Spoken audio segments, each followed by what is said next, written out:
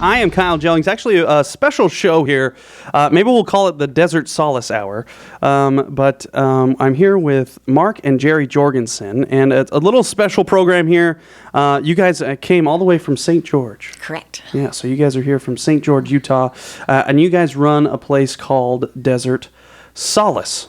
And you guys are friends of the station. You guys have been around. You guys have been around a long time, actually. We've popped in and out a few times, yes. Yeah. So you guys have been all over the place. And you guys are down here visiting? What are you guys doing down here?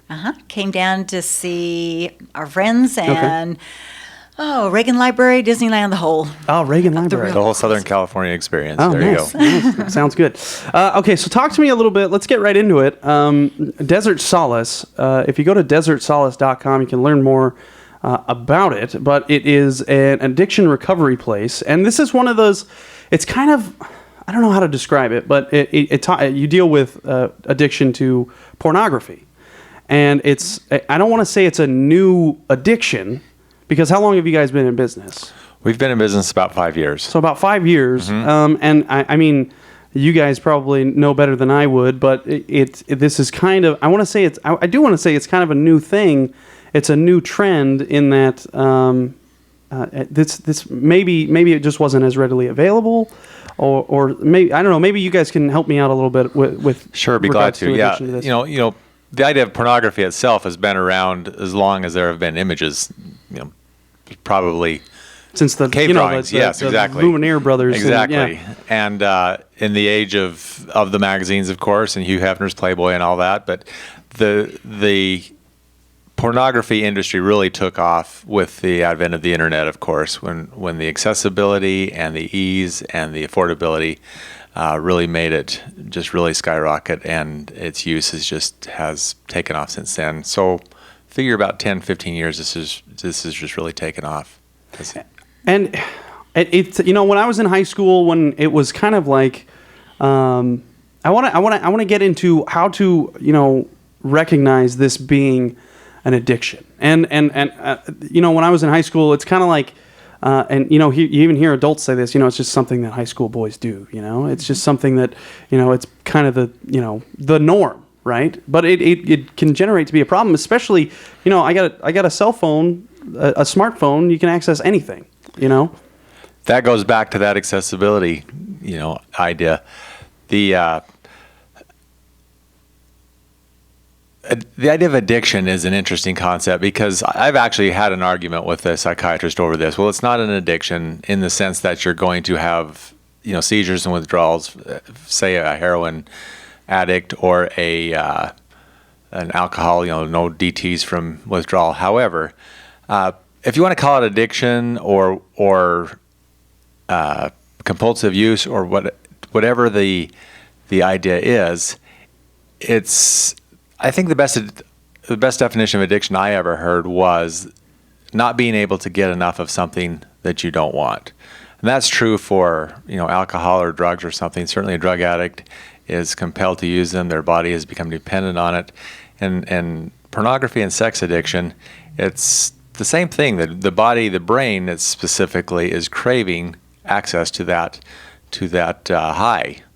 For that, the same chemicals are flooding the brain, and same hormones are the same, what's the word I'm looking for? Same, The brain is, the chemicals in the brain are the same thing is happening. Exactly. Is what you're saying. Okay, so maybe explain to me, people, I feel like there's the argument is, what harm is it doing if somebody's, spending their time by themselves somewhere doing this, right? What harm do you guys see of this? The harm comes when, of course, it starts to affect the person's ability to function in the rest of their life, whether that be up all night binge watching and not able to function as a student or productive member of society. Certainly, wives don't appreciate compulsive use of pornography. It affects marriages, it affects families, and as any other addiction, in the use of pornography, at some point, a more extreme version is craved. The gateway drug to, the gateway drug may be heroin, or to heroin may be marijuana, for example. But if someone, a pornography addict at a certain point, a Playboy magazine just doesn't cut it anymore. That's when they start to look for something more extreme, something more deviant or whatever, and that's when people will start to say, delve into, say, child pornography or more extreme forms of pornography, or start to act out on what they've seen on screen, and they may start to. That's when they'll go seek out extramarital affairs, seek out strip clubs and brothels or whatever it may be, or anonymous hookups, whatever. It can go any direction from there. And, again, we're speaking with Jerry and Mark Jorgensen from Desert Solace. You can find out more information by go to desertsolace.com. And you guys have experience in this. I don't know if you could share your story a little bit, Mark. I know it's on. You can go to Desert Solace. You're one of these success stories, of course. But I wondered if you could maybe share your story a little bit. Sure, be glad to. That is what motivated us to start this facility. This is something I picked up in magazines as a kid. I'm 50 years old now, and so this would have been in the mid 70s. There certainly was no internet. There was no videos. It was all magazines, and I and my adolescent friends would huddle around these magazines, and it was exciting and titillating, as you can imagine. But I grew to crave the viewing that, and it's something that I kept very secret. The thing about this addiction is it is very shame based. And that's one thing, that this is one of those addictions that it's embarrassing. It's got to be, you know what I mean? I mean, I don't mean to put you on the spot, but it's one of those things that it's hard to admit to. I do this for a living, and there is still a level of discomfort having this conversation with you. I'll admit to that. It is not something I'm proud to shout from the rooftops. However, I am in the sense that I know that other people are suffering from it. I know it is affecting their relationships. I know it is affecting their lives, and I know that they don't know what to do about it. And we've created this place to make that happen and realize what the underlying issues are and deal with that. And we'll get into that later, I imagine, as to what we do. But as far as my story goes, I pretty much suffered in silence for literally 30 years until I got to a point where I was actually called out by a friend who had experience in dealing with people that were struggling with this, and in an ecclesiastical setting within his church. And he said, he just flat out called me out. Says, "This is what I think you're doing." And I said, "Well, yeah, doesn't everybody?" Same thing you kind of said, that everybody does this. Is, yeah, I've looked at it. It's not that big of a deal. But he says, "No, I think there's a bigger problem you're willing to admit," and says, "I think you need to get some help for it." And it wasn't until that point that I actually would dare tell anybody about it. And I sought treatment, sought some outpatient treatment where I worked with a therapist, and I did a program. They had a program that I learned a lot of good information and was excited about. I'd leave the class that they had. I'd leave the therapist's office all excited about, okay, I'm going to go take this on. I'm going to conquer this thing. And then the real world would hit me, and stress and pressure and all that, and I would escape to the only place I knew how, which is what addiction of any type is really about. It's about escaping. It's about getting away from life and getting away from pressure in an unhealthy way. And so that was where I knew to escape, and so that's where I would escape, and the cycle would just continue. And it wasn't until I actually took the time to remove myself from my life, from society, to go get residential help where I could be in a place outside of life, leave that behind, and just focus on myself and my healing, to where I could just work on those issues, try and take some serious self-examination and see why I was doing this, that I could finally work through those and figure it out. And I came out of there realizing that this is what I wanted to do, was to help others to overcome the same challenges. And you saw the opportunity, and now Desert Solace. What was going through? Because you guys have a family. You guys have you guys have a family. We have family. You're married. Kids, grandkids. The whole bit, what's going through your head while this is happening? So I felt that there was kind of a disconnect. And another thing that I really learned through my own recovery, which means, because as a spouse, sometimes the spouses or even the family members kind of get overlooked in this addiction, just like any other addiction. All the focus goes on the addict. Well, I think with this even less so because Kerry Quashen, you guys have met Kerry Quashen. Yes. You've been on his show before Sure. for Families in Action, and he talks about drugs, heroin, and stuff like that, and how it really affects those families because the heroin addict will go and steal from their own family. They'll do all these things.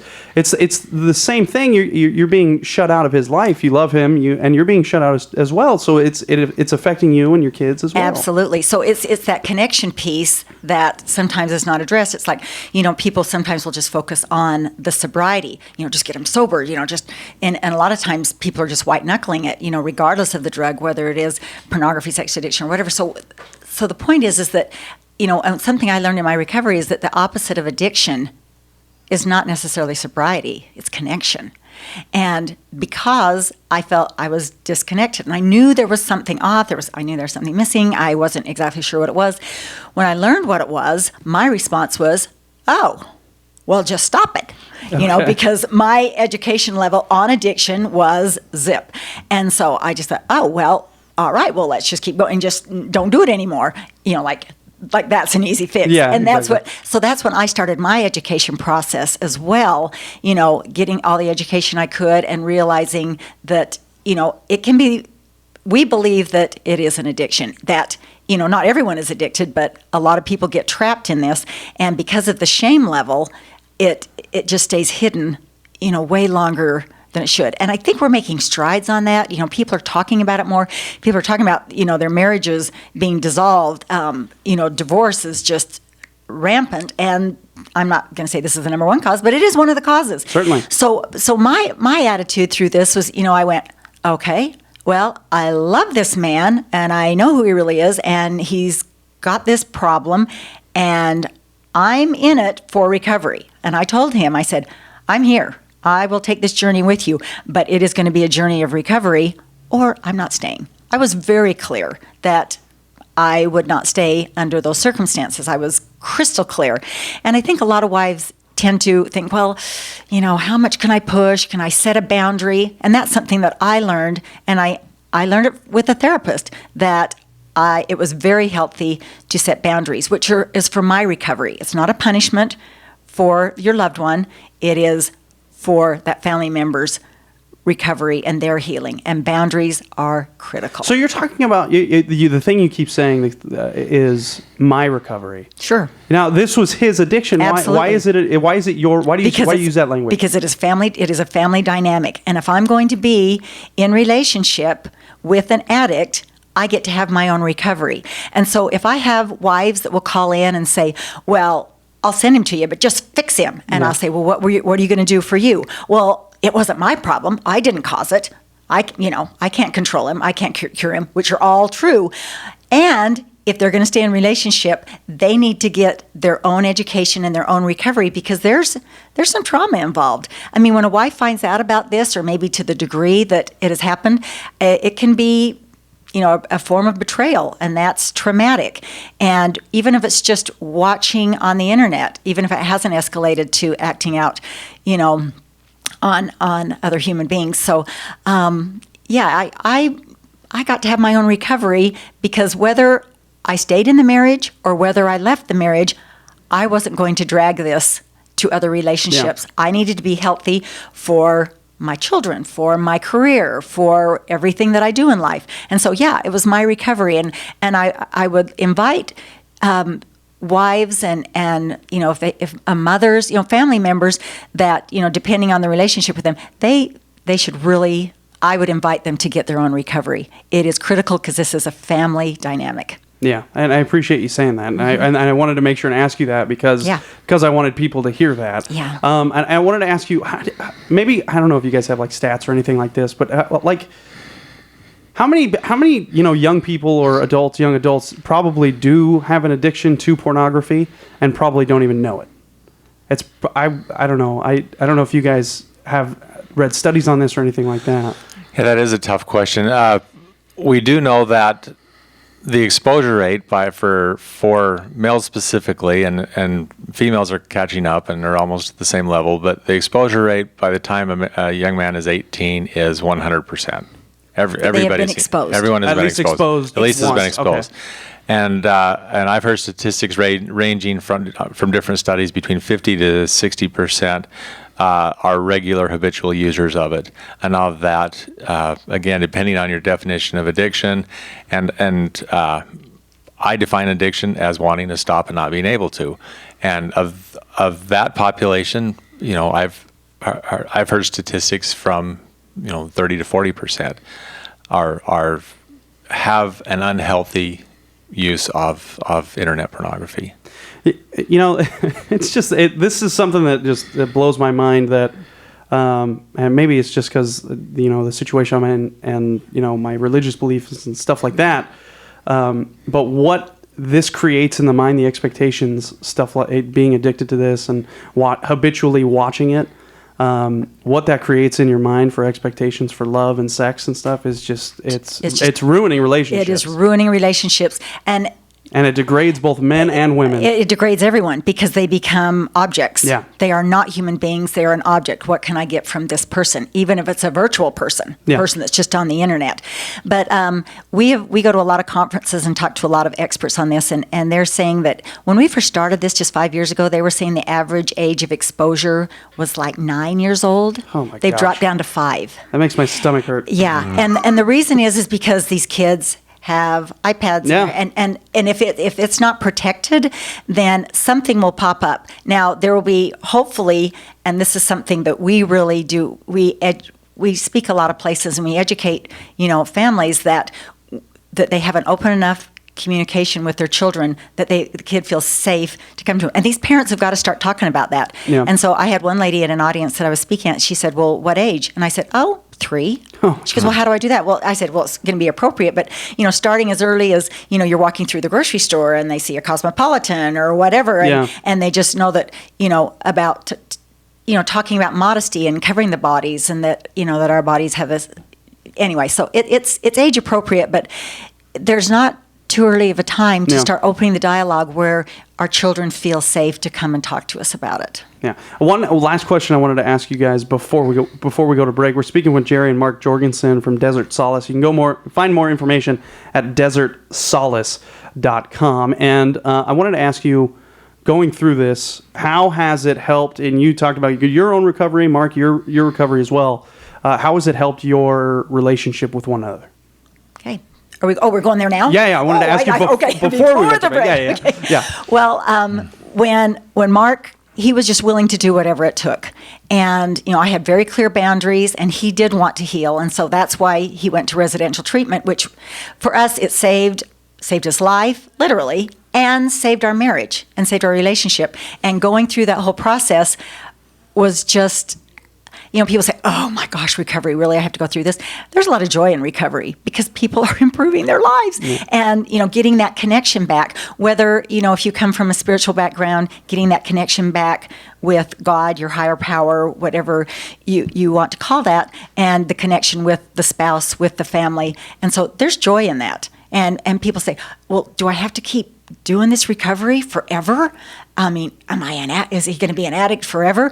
And I compare it to, I just say it's kind of like diabetes. You find out that you've got a condition, you treat it, and you test your blood, and you're testing yourself every day. Where am I? You do kind of a check-in, and you do the things that support you by reaching out. And if you get triggered, you know what to do, and that's stuff that we teach at our center, and we're not just about changing behavior. It's a transformational process where they actually go through and they have a change of heart, and it's fabulous. And so, Mark, I want to ask you the same question. How's it helped your relationship with your family? Well, this is actually a second marriage for me, and my first marriage, as I got into recovery, I realized that my first marriage failed over this issue.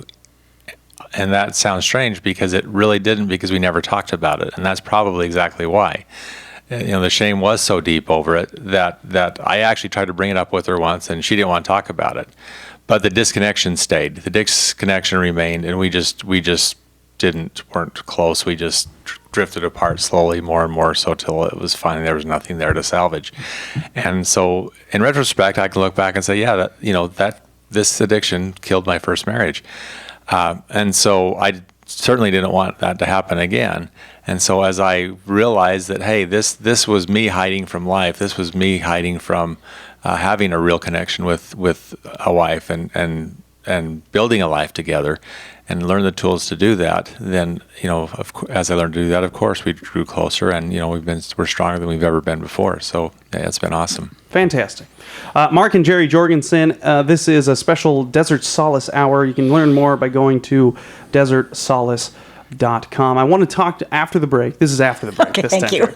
After the break, I want to talk about the treatment process. Maybe some people don't know. I certainly don't know anything about it, so I'd like to learn more about the treatment process for pornography addiction and sexual addiction. We're going to take a quick break. This is AM 1220 KHTS.